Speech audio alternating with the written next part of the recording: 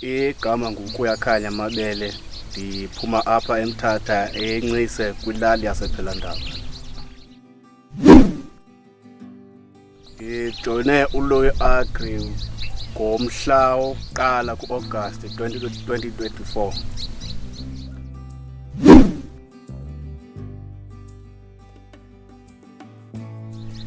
Ubomi bam bungazinzanga kakuhle ngoba bendisebenza njengomntu ofundisa uqhuba imoto elibode, kodwa ke yakhawuleze yaphela loo nto le ndabizelwa apha.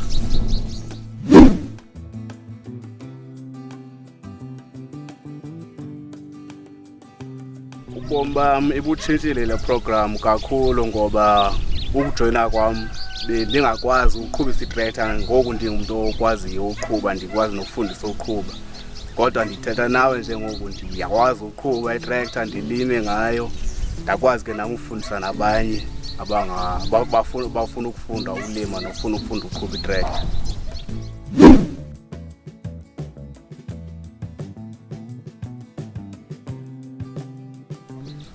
Ukhona umehluko wenza le program ngoba xa sinesivuno apha thina siye siphume siye kubantu belali sibathengisele, abanye sibabhasele, sibacele into yobana basixhase.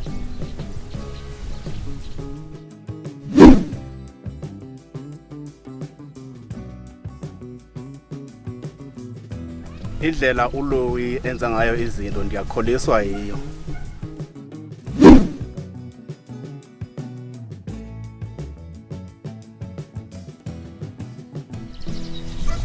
Ii-toolkit esizifumene apha zibutshintshile ubomi bam ngoba ndikwazile ukusebenza ekhaya kwehle bezihleli zikhona, kodwa bezimbalwa kwazona ngoba sibaliqela kwathina ndisiyakuthanda ukusebenza egadini.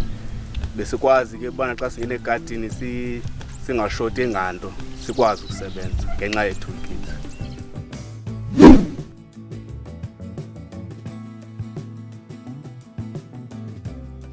Iinjongo zam xa ndiphuma apha kule program kuphuhlisa ubomi endibuphilayo nabantu endihlala kubo nelali endihlala kuyo, nokubafundisa ngokubaluleka kokulima umhlaba.